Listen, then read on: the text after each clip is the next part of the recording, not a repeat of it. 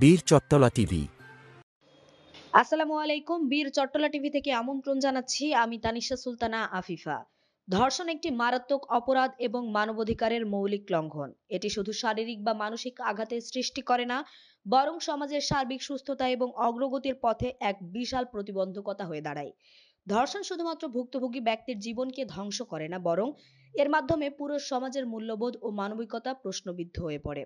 ধর্ষণের বিরুদ্ধে আওয়াজ তোলা এবং এই অপরাধের শিকার ব্যক্তিদের প্রতি সহানুভূতি দেখানো আমাদের মানবিক দায়িত্ব। বিবেক জাগ্রত হোক, দূর হোক সকল অন্যায়, অবিচার। আজ আমাদের বিবেক কোথায়? কোথায় আমাদের মানবিক গুণাবলী?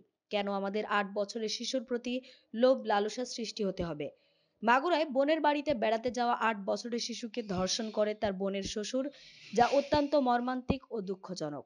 ধর্ষণের শিকার শিশুটির অবস্থা খুবই আশঙ্কাজনক।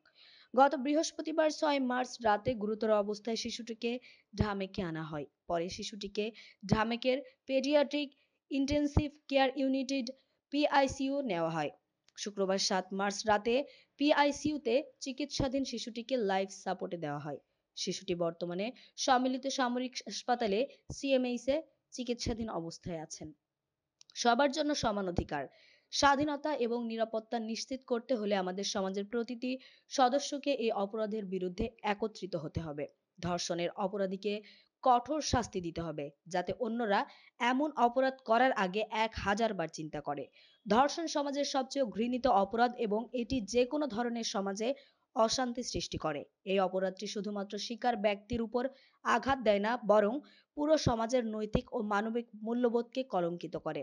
তাই আমাদের সকলের উচিত ধর্ষণ বিরোধী একটি শক্তিশালী আন্দোলন গড়ে তোলা এবং এর বিরুদ্ধে সজাগ থাকা।